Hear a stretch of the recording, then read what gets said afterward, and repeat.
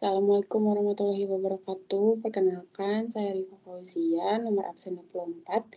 Di sini saya akan mempresentasikan tugas pertemuan 9 untuk mata kuliah Rekayasa Pondasi 2.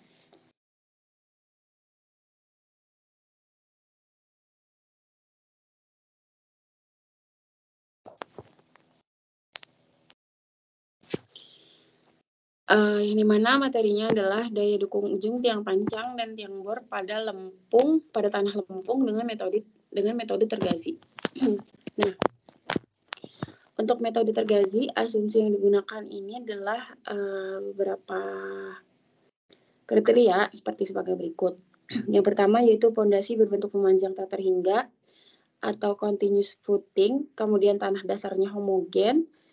Berat tanah di atas dasar pondasi diganti dengan beban terbagi rata, yang dimana PO-nya itu sama dengan DF kali G. Kemudian tahanan geser di atas dasar pondasi diabaikan.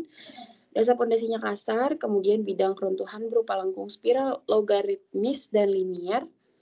Baji tanah yang terbentuk di dasar pondasi dalam kedudukan elastis dan bergerak bersama-sama dengan dasar pondasi. Pertemuan antara sisi baji dan dasar pondasi membentuk sudut B sebesar sudut gesek dalam tanah atau J. Kemudian berlaku juga prinsip superposisi. Kapasitas dukung tiang pancang didasarkan dari hasil uji lapangan berupa hasil pemboran tanah dan pengambilan sampel untuk dilakukan uji di laboratorium guna mendapatkan karakteristik fisik maupun mekanik dari tanah. Umumnya diperoleh data untuk tanah asli antara lain yaitu sudut gesek internal, kemudian ada C kohesi, gamma berat volume, N yang merupakan porositas, kemudian W adalah kadar air, dan CE yang merupakan indeks kompresibilitas. Kapasitas dukung ujung untuk tanah berbutir halus atau sea soils.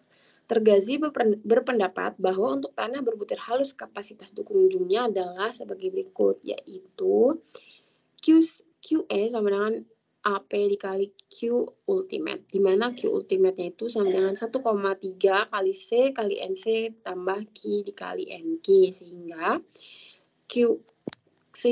Q E-nya itu adalah AP dikali 1,3 kali C kali NE ditambah Q dikali NQ, yang mana notasi adalah sama dengan sebelumnya. Nah, ini merupakan contoh soal perhitungan daya dukung pondasi tiang. Diketahui hasil tes SPT dan tes laboratorium dari suatu contoh tanah seperti gambar. Hitung besar Q izin berdasarkan tes SPT dan tes laboratorium untuk merencanakan suatu pondasi tiang dari pipa baja dengan diameter sama dengan 800 mm.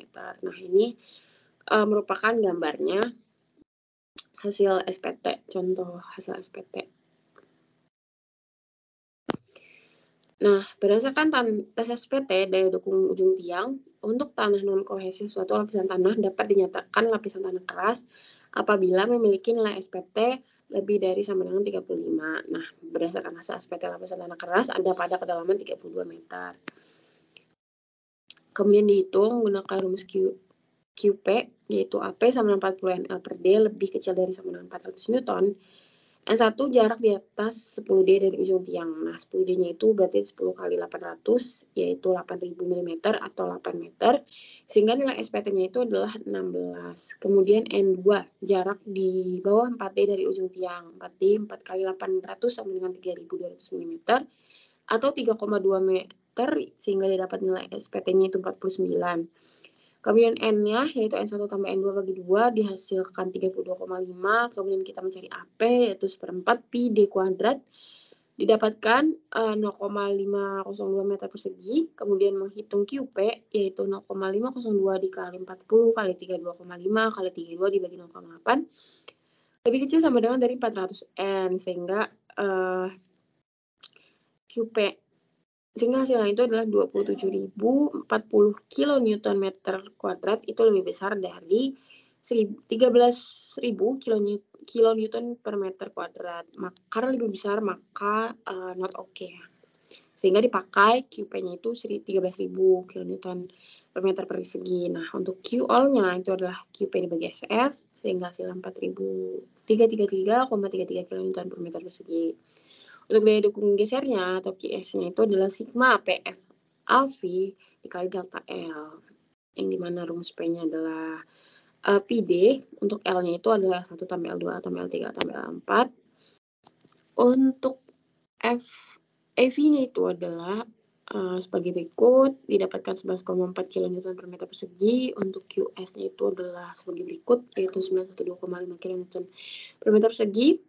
Sehingga dapatkan QL-nya itu 304,17 kN per meter persegi. Maka jika digabung antara QL yang P dan QL yang S, maka QL totalnya adalah 4637,5 kN per meter persegi.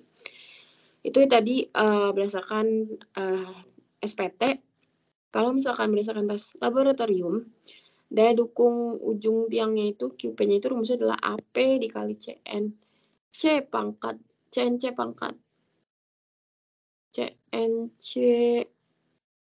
aksen ditambah Q aksen NQ aksen. Nah, diketahui sebagai berikut ya. C1 sampai C4, gamma 1 sampai gamma 4, dan P1 sampai P4. Kemudian kita cari QP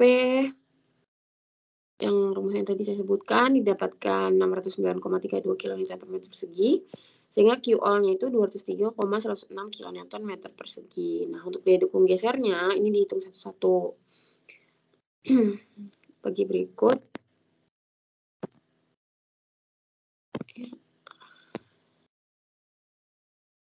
Sehingga dapat QL-nya itu kan QS. Nah, QS-nya ini rumusnya itu adalah P delta L1 FAV1 ditambah P delta L2 VAV2 P delta L3 VAV3.